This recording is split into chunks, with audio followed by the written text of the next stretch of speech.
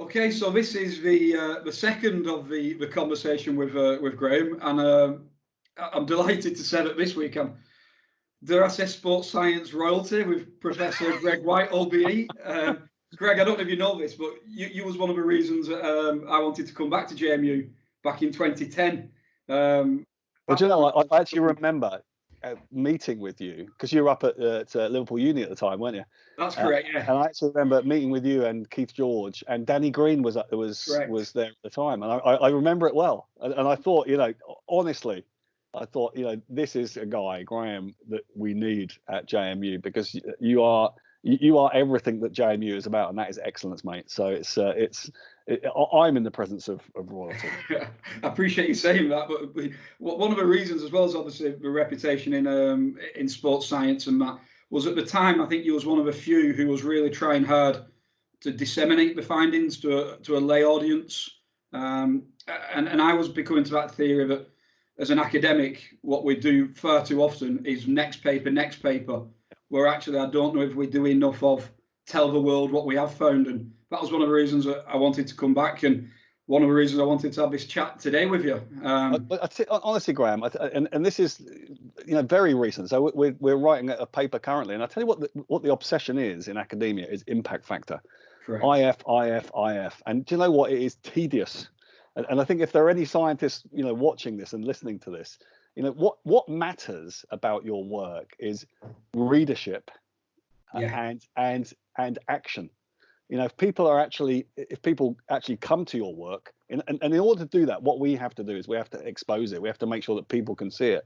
You know, so many of us are invisible when it comes to research, because, and I actually did this. I did a lecture for the Physiological Society at Christmas for their new and emerging researchers, and the data is stark. The number of papers that are published every month globally is astronomical, and the bottom line is, much like it is having a book on Amazon, you are invisible. And our job is to make sure, number one, that there is visibility in it, and that visibility, I think, then, you know, you work backwards from that, and that working backwards from that is actually doing work that makes a difference. Not doing work because it adds another paper to your program, or it'll get you another paper for ref. Actually do something that's worthwhile, that is required, that's contemporary, that is going to make a difference, that has impact, true impact. Once you've done that, get it out to everybody, and then engage the public in what you're doing, because that, for me, there is no greater reward for research than actually watching that research become action and making a difference to people's lives. That's the value. Spot on, and that leads really nicely into where I was hoping to kick off today, which is, I know something you're passionate about, not only from research but from the message to the general public, is physical activity. You know, and I just wonder whether, especially at this time when we're in a little bit of a lockdown, if you just want to, you know, why is this so important to you, and why should it be so important to everybody? Well, I mean, you know, at its very basic level, physical activity is fundamental to human life. You know, we have evolved to move. Everything about us has evolved to move. Some lovely work, you know, if you want to look at there's a lovely paper called The Running Homo, which is about the evolution of the human to be able to run. Our ability to thermoregulate it puts us apart from every other mammal on the planet. You know, our ability to sweat and evaporative sweat loss to control core body temperature is all about physical activity, is all about exercise. And then add on top of that, I think the interesting thing currently is that you know, what's the one thing I'm missing? I can almost guarantee it's exactly the same thing that you're missing, and that is sport on television. You know, and actually being part of sport and engaging in sport. You know, for whatever value sport is, it doesn't matter who you are, the entertainment value from it. So the spectrum of physical activity goes from movement all the way through to elite sport, and I think all of us engage at some point along that. But without any shadow of a doubt, physical activity is fundamental to quality of life, to health. And the interesting thing for me is that actually in the current crisis, I think highlights that. It highlights, firstly, for the first time ever, the chief medical officer comes out whilst in post. Now, other chief medical officers have said it, but they've always said it outgoing. They never said it in post. They've always been left the post and then said it. Professor Chris Whitty came out last week and nailed on the critical importance of physical activity for health, and the fact that everybody should be doing it, and irrespective of pathology, which is absolutely true. There are nuances to that, but irrespective of where you are, physical activity is fundamental to quality of life and health. And for me, the COVID situation really does highlight that. And what we know, there was a lovely paper published last week in the States, the biggest COVID paper thus far from New York University, which shows that the biggest threat to hospitalization from COVID is obesity. Yeah. And alongside that is obesity and metabolic disorder, vis-a-vis things like type 2 diabetes, but actually insulin sensitivity or insulin resistance, all of those things, which what we know is that physical activity can positively impact on those areas. Yeah. Add on top of that some of the work that I'm now currently doing with my clinic in London and with other government agencies is around rehabilitation from COVID. Well, the rehab from COVID is fundamentally linked to physical activities, is effectively moving again, and it looks like the response to COVID is really quite brutal when it comes to rehabilitation. That a very specialist approach is required post-infection. So I feel like I should make you touch the screen and send me your money, but you know what, it is, physical activity is fundamental to life, and it's about health, about quality of life, it's about social health, mental health, emotional health. If there's one thing that we should all be doing more of, and that is being more active. Yeah, I couldn't agree more. And I think one problem that we've had over the last maybe 5 years, and I don't know why it's come about, maybe you do, it's almost has become, and I'm nutrition by trade, there's almost become a war between physical activity and diet, hasn't there? And we hear nonsense like you can't outrun a bad diet, all that type of stuff. Graeme, I am going to start you off, Greg, because it's a bandwagon that I jump on as well. Should we just try and put that one to bed a little bit? Well, about this kind of fight between the two disciplines. It's a nonsense, and you and I are good friends, and those in the know that fundamentally this is a complex, multi-dimensional solution to a very complex problem. Right. And we can talk about obesity, we can talk about metabolic syndrome, we can talk about cancer, cardiac disease, pulmonary disease, etc., etc. But central to those are physical activity and diet, amongst other things. Yeah. But it's the two together. And the idea, and what really irks me is that what we have is we, I love social media, as you well know. I spend a lot of time on it. But what it has done is it's created these pseudo specialists who actually, when you look at it, what they are is that they are promoting a particular line of thought, which is for personal fulfillment, whether that be economic gain, whether it be kudos, whether it be to actually get onto the world stage. And they come up with these ludicrous statements about that one thing is more important than the other. What they fail to recognize is that what we know, whether I'm working with a cancer patient or working with an Olympic gold medalist, it is about an individualized approach. Yeah. And for some people, physical activity is more important than diet. For others, diet is more important. For others, sleep is more important. For others, stress and anxiety is more important. There are multiple layers to the health message. And what we need to do is actually create a message which works for the individual. That means individualization, and to avoid this ludicrous war between disciplines, which is an absolute nonsense. I completely agree. I think what's happened there is that now we get a mixed message, don't we? That people then think, well, there's no point exercising, which is, horrendous. I remember you once showing me a figure that from a paper that was, I think most major diseases, your chance of mortality is significantly reduced the higher your VO2 max is. So the fitter you are, the more chance you've got. And I guess what some people are getting at is, if your diet is horrendous, doing 30 minutes a day is unlikely to have a massive effect on your waistline. However, it will still have a marked effect on your general health by including some physical activity into your life, won't it? No, but listen, physical activity is wholly positive. Yeah. There and again, there are caveats and nuances to that with the things like overtraining and excessive exercise. But in general, physical activity is wholly positive for health. Whether you are overweight or underweight, whether you have cancer or you're healthy, physical activity provides a positive a positive impact upon health and quality of life. And I think that really that's the important thing.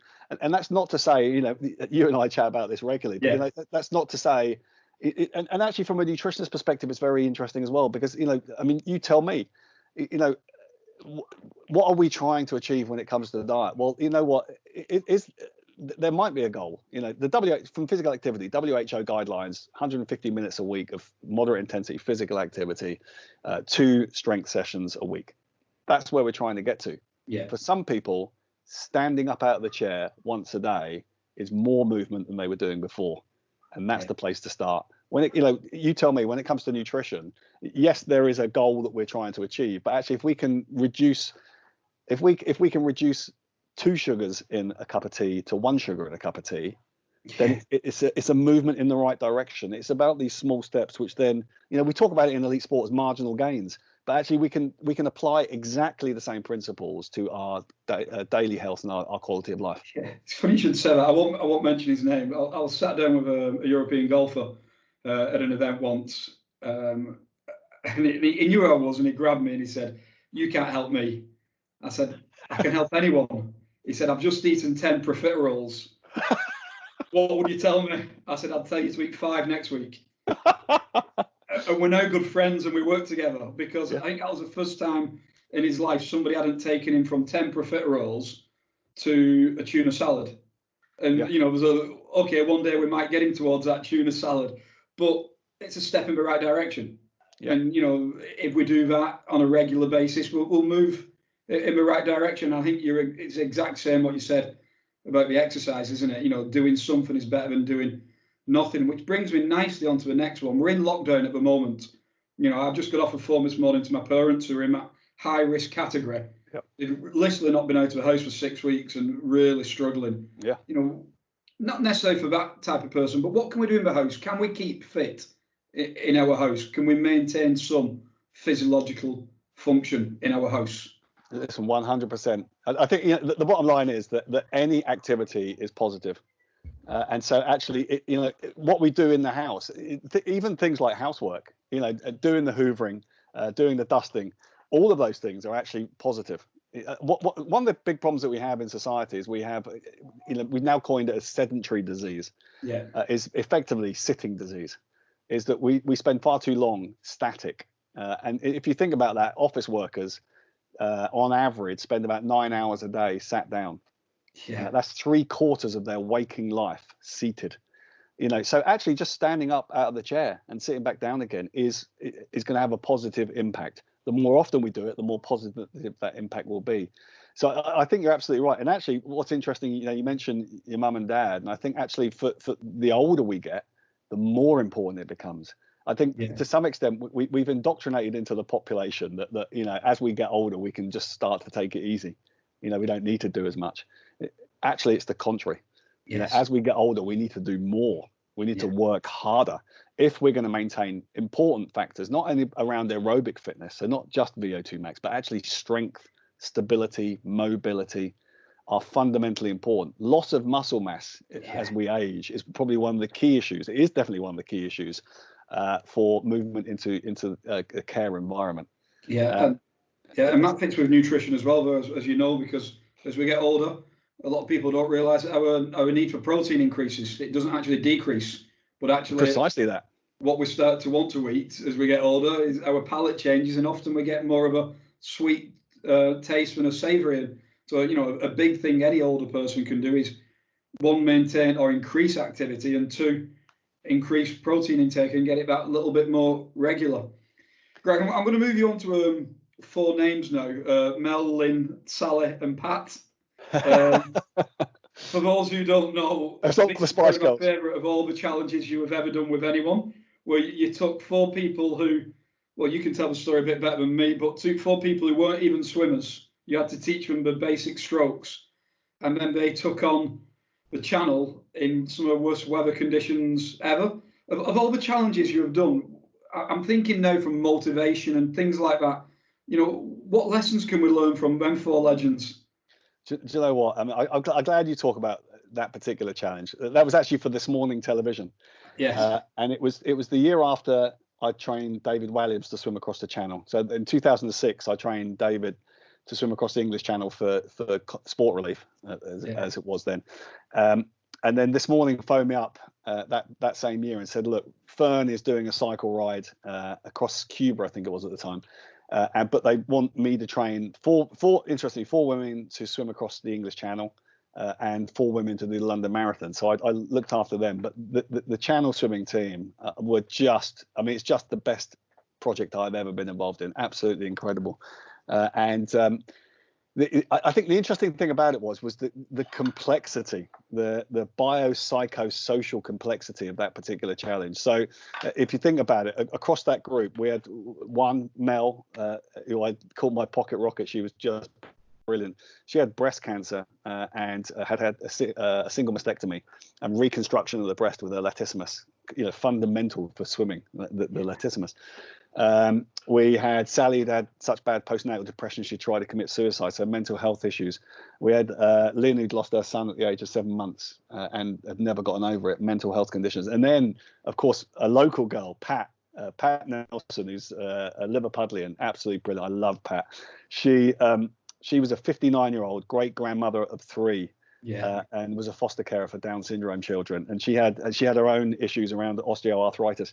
So incredibly complex group of women, both physically, but also psychologically, because we're taking on a massive gargantuan challenge. And I think actually socially, one of the key things that we often forget is the impact that had. I remember Mel's daughter; she was only 4 at the time, and the one thing that she couldn't understand was that mummy with cancer was swimming in the sea. She couldn't quite get it. And the complexity of working with, and you know this, working with elite athletes, you're working with the entire team. You're not just working with an individual. And to bring that team along on this journey it's actually a really complex thing to do. But we try. I mean, the first session we did, I mean, it was just brilliant. I mean, 3 of them were doing head-up breaststroke. Now, there is, without any shadow of doubt, the one thing I can absolutely guarantee you swim the English Channel, you are definitely going to get your hair wet. Now, of course, for you, Graeme, that's not something you have to worry about. But it's not a major problem, no. Not a big one. It's not going to ruin your hairstyle, mate. No. But and Pat was doing front crawl. But the great thing about Pat, she was actually doing front crawl, but she was slower than the head-up breaststrokers. I mean, it was something else. It was something else. But it was an emotional challenge for me. It was just brilliant. And after what was around 7 months of training, I just remember it so well. That in 2007 we came to the Channel. It was a brutal day. We really shouldn't have swum, but television, as you know, television pushes an agenda on you that we didn't really have much choice. So we went out in a 4.6, which is big seas, 30-foot swell. But these heroes, absolute heroes of mine, they made it from Shakespeare Beach to Cap Grenay in France, 13 hours 57 minutes, and they became Channel swimmers. And it was just the most wonderful challenge, and one of my favorite challenges of all time. Just incredible inspiration. And I guess that's what probably motivated you to write the book, Achieve the Impossible, isn't it? Because I'm sure a lot of people told them that was impossible. If I'm trying to move a bit more into like the behaviour and the psychology now at the moment, I'm just thinking about, it's very easy at the moment to slip into negativity and just can't be bothered doing anything. Have you learned anything over years, whether it's the David Walliamses or down to the general public that you've trained? Any tips and tricks to maintain motivation? It's a really interesting question, Graeme. And I think the one thing to always think is that I think a lot of people think, they're either motivated or they're not. Yeah. And actually, motivation is developed. What you do is you grow motivation, and you do that in a variety of different ways. But I think the first thing is that what you have to do, and one of the key factors to this is goal setting. Is that I think what we've lost currently with the current situation is we've effectively lost structure to life. And with that loss of structure, what we've done is we've lost control. Because now, instead of knowing what time we've got to get out of bed, knowing what time we've got to leave the house, knowing what we're doing at work that particular day, our lives generally are very regimented. Yeah. And of course, what's happened now is that's completely gone. The interesting thing for me is that it's exactly the reason why we see so many mental health problems with elite athletes who retire. Yeah. Because what happens is they lose structure, number one. The other thing that they lose is control, identity, who they are, what are they doing. And I think the other thing, which we're all feeling currently, is actually that feeling of social isolation. Is that when you're an elite athlete, you are with your mates every day. Yeah. You spend your entire life with your mates. You are part of a team. You know who you are. You know how you fit in. And then having retired, you wake up one morning, all of a sudden you don't know who you are. Yeah. And that's to some extent, that's what we're feeling now. Is that we used to be university lecturers. Now what do we do in the morning when we get up? And so I think it's a very interesting space to be in. But I think creating a structure, creating goals is really important, and then creating a structure and a plan around that, I think, is important. I think what I found really valuable. I've got 3 young children. You can probably hear them screaming in the background occasionally. Homeschooling's going well. Yeah. But for children in particular, that loss of structure is brutal for them. And the first place it has an impact is on mental and emotional health. And then you add the social isolation piece and everything on top of that. Create a structure, and if you walk around our house, you'll see the timetable. So we've got a homeschooling timetable. And you sort of think, oh, it's a bit dictatorial, but it's not. It's important. Yeah. And I think we need to do that for ourselves. Goal set. Every day there should be something that you're trying to achieve. Write that down, post it publicly so everybody else in the house knows what you're doing. And when you've completed it, tick it off, reflect on it. How successful were you? Can we improve on that? And then from there, make sure you celebrate that success. Yeah. And in doing that, what you then start to do is that when you look at that plan and that structure, you start to believe that you can achieve across that week. And that belief system, what that then does is it drives commitment. And you start to commit to trying to tick off these things that you've got on the plan, the goals, the short-term, medium-term goals that you've got. And once you start to commit to something, you start to be successful. Yeah. And with that success comes motivation. And so from that is born motivation, which drives belief, and then it becomes self-fulfilling. Yeah. I think I'm right in saying, Greg, there's a chapter in the Achieve the Impossible book basically around that, isn't there? Yeah, 100%. I mean, it's definitely something I believe. It's not, I think sometimes, as you know, it's easy to write a book and then take no notice of it. I think the other good thing you said, though, lots of good things, but one thing that really I hadn't thought about was, I know that, I've got a few good friends who have gone through exactly what you said when they retire from sport, particularly in the sport of, my sport, rugby league. A few people from my age are the first group of athletes that never did anything else. Yeah. You think rugby league only went full time in 1995. Yeah. So, when I'm 42 now, but my first season was the first season of a sport being full time. So they've never known any different. And I remember Paul Heighton, who's now doing a lot of great work for the charity State of Mind and a few others like that. Remember him writing about that first day when he was a retired player. And it's like suddenly my 40 mates have gone. My structure's gone. I knew that I go there, I train, I do this, I do that. My week is structured because I play on a Saturday. What do I do? And, it's a great point that a lot of people are probably going through that now. And actually putting some structure back into the chaos is probably the way out of it. Yeah. On that, Graeme, interesting. I mean, if you go to my website, it's thewhiteanswer.com. I actually interviewed Gareth Thomas, the Welsh world rugby legend. And actually, if you take a look on there, the interview's on there, and you'll actually see us talking about exactly that. And it's interesting because that's exactly what was interesting was that he spoke to his father at the time and said that he was going to go full time, and his dad wouldn't let him. Yeah. He made him continue work, and he said at the time, he said he couldn't understand why that was. Yeah. But actually, what his dad recognised, and which to some extent age gives you that sort of ability of hindsight, is what he recognised is that actually sporting lives are short.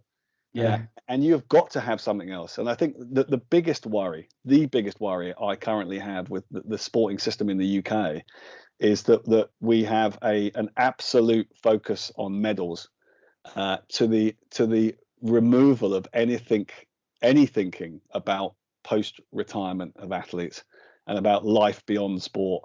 And when you think about it, when you are retiring from sport in your 30s, there is an awful lot of life still left to live. Yeah. Yeah. I'm very fortunate that my parents convinced me to go to university when I was trying to be a pro player, and the career never worked out as good as I wanted. But then at least we did have something like that, which was fantastic. Yeah. Look, I can't speak to you, Greg, without going back to some of the research that you've done, particularly around sudden cardiac death. I know it seems a big jump, but that's where I first came across a lot of your work, and I know that a lot of the work that yourself and colleagues like Sanjay Sharma and Dave Oxford at John Moores, Keith George, lots of these people.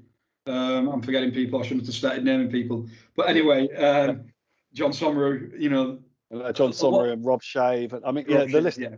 And what you guys have done. I just going to say, Graham, what that points to is the importance of a team. Exactly. Yeah. And that's a good point. And collaboration is everything when it comes to quality research. Yeah, but what I was going to say is that because of a lot of what you do, and I'm not making it bigger than it is, it has definitely saved lives. We know for a fact that and when you talk about how important is research, if the end benefit is people don't die, that's got to be right up there as something to be proud of.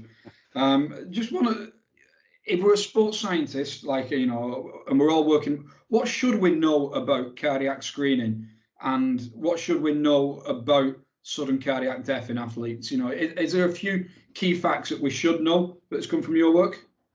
Well, I think the important thing, Graham, is that sadly, people do die suddenly of cardiac causes. What we know is that without any shadow of a doubt, is that age is related to that. We have a greater number of people who die of sudden cardiac death later in life for a whole variety of different reasons: coronary artery disease, MI, etc. But when it comes to physical activity and sport, there is a partition, and that is that below the age of 35, sadly, some people do die suddenly of undiagnosed cardiac causes, but those cardiac causes tend to be inherited or congenital abnormalities. Above the age of 35, it tends to be coronary artery disease related in the main. So there is a difference between the two. I think the point is that people do die. It is uncommon. So I think what we shouldn't do is worry unduly about it. But what we should do is make sure that we act upon any prodromal symptoms, any symptoms that we see.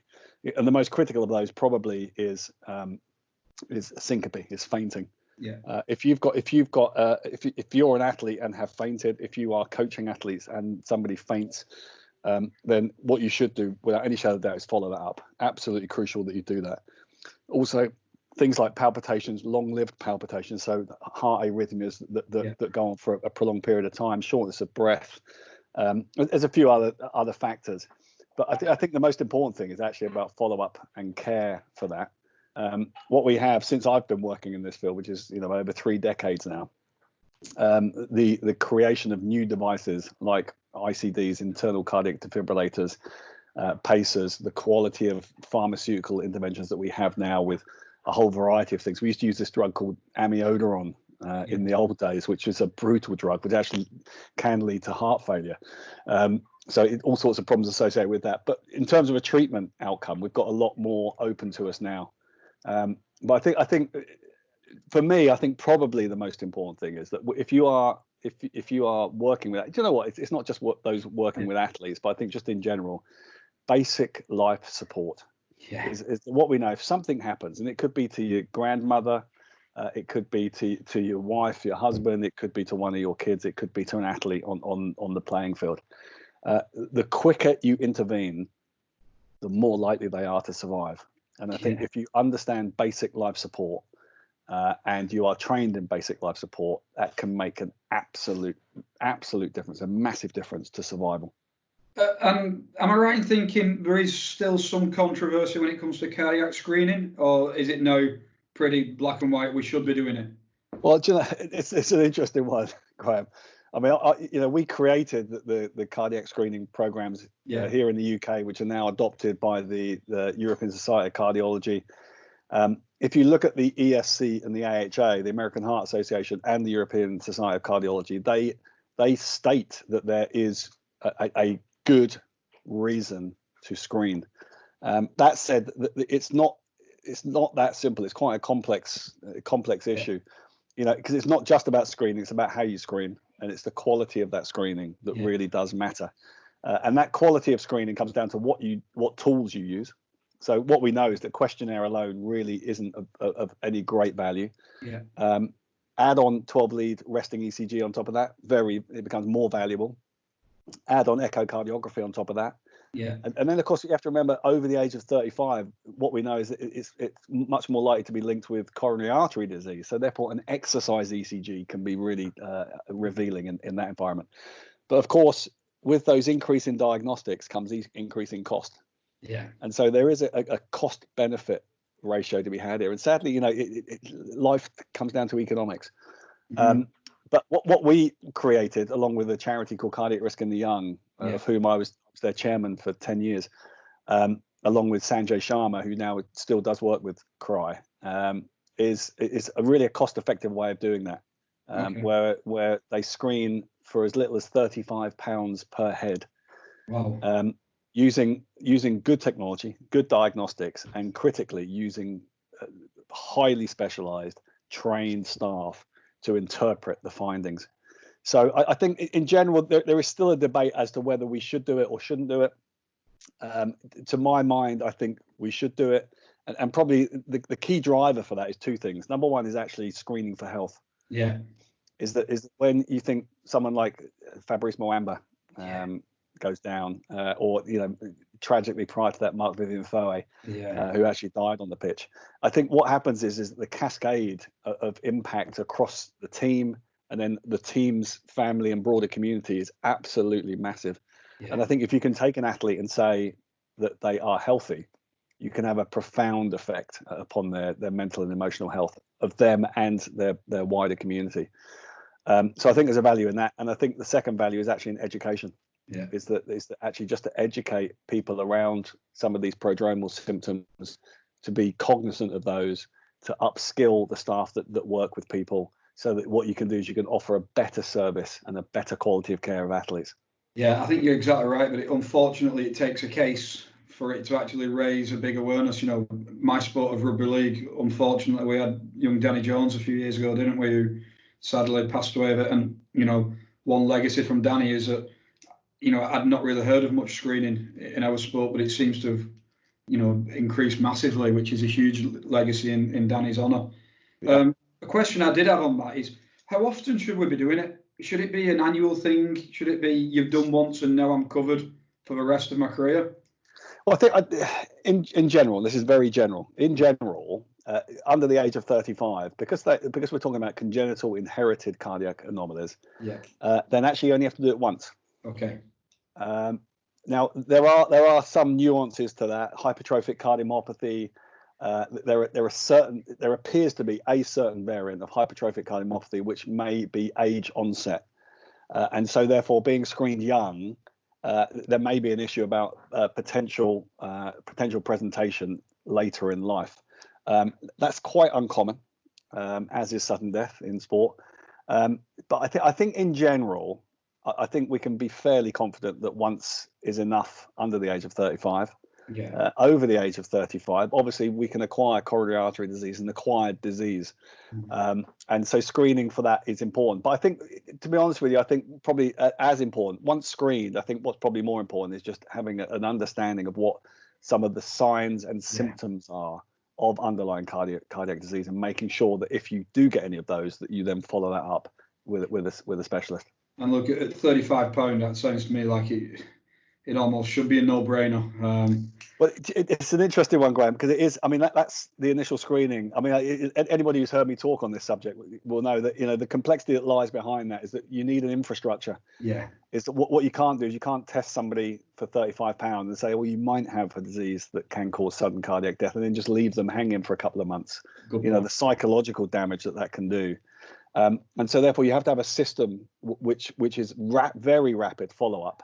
And within that system, so at my clinic in London, which I created the Centre for Sports Cardiology, which was the first dedicated centre for sports cardiology in the world. When I was in my tenure at the British Olympic Medical Centre, I've now taken that to my clinic on Harley Street. And what we've got there is we've got specialist cardiologists, we've got specialist electrophysiologists, we've got specialists in cardiac MRI. And so what we have is we have a system through which we can get rapid referral and rapid decision making. And I think that is really, really important if we're going to think about appropriate cardiovascular screening for athletes. Perfect. And Lee, I'm just going to bring it back down to a positive, because I know we're getting somewhere near the hour mark now. There's always so much of a bald wig and people can put up with in any one sitting. Greg. I hear you. if we tie it back to how we started off about physical activity and that, if you was to give people 3 tips now, particularly during this lockdown period, of positive actions we can do, what would they be? Okay. I mean, I guess number one, think about health. Yeah. Okay. I think it's one of those things we can sort of forget about. And you and I are both doing it, so we can laugh about this and pretend that we're not. But we drink more alcohol during this period of time than we would ever normally do. Correct. And I think what we do is that the first tip really is that we pick up bad habits, in lockdown. And I think what we have to do is just think very carefully about that. So I think critically create a structure. One of the most important things in life is recovery, and sleep is central to that. And one of the things that really is disrupted in an environment like this is sleep. So I think create a structure around bedtime. Go to bed, try and go to bed at the same time every night. Make it a reasonable time. Try to get up every morning at the same time. In that, you need a pre-sleep routine and a post-sleep routine. And creating structure and purpose to the day makes a really big difference. Because if you lie in bed and it's 7:30, you think I should get up, and then you think, well, why am I getting up? There's no reason to get up. Then all of a sudden it evaporates. So I think about health, and that comes to the choices that you make. Think about not drinking excessively. Think about getting enough sleep. Think about eating well. And when we say eat well, you've got much better advice than I have. But in general, eat the rainbow. Yeah. Make it yourself. We've got the opportunity now. We've spoken about this for so long about actually making your own food, so what's in it. We've actually got the time to do that now. Right. But I think about those healthy lifestyle options and really make an effort to do them. Create a plan around every day and every week. Make that plan public. Make it visible and stick to that plan. And I think I think the third tip I would say, without any shadow of a doubt, is that across the board, all of those aspects, the thread that links them all together is physical activity. Be active. You don't have to wear spandex. You don't have to be lifting weights. Just be more active more often. And if you can do that in the great outdoors, do it, because at the moment, the quality of the environment that we've got currently, with the lack of pollution and also the beautiful sunshine, means that the outdoors is much more attractive. If you've got the opportunity, then do it outside. Be more active, select healthy lifestyle choices, and make a plan. Make a plan. Sounds like 3 magnificent tips. And to be fair, I'm quite proud of myself, because I think I'm doing all 3 at the moment. That's what I like to hear. I'm with you. The plan, I've got my timetable written down, and my productivity, I think, has actually increased. So it's been great. Well, Greg, thanks very much for having that chat with me today. I've certainly enjoyed it. I hope other people have. If you have enjoyed this type of chat, particularly if you're thinking about university, you can come and listen to myself and Greg at John Moores University, either in the undergraduate, or we've got master's degrees in sport nutrition and cardiac physiology. But I don't think you still run it, or you're heavily involved in a master's in cardiac physiology. So please come and check out our courses, and hopefully we'll see you one day at Liverpool John Moores. Thanks, Greg. Thanks very much. It's been fantastic.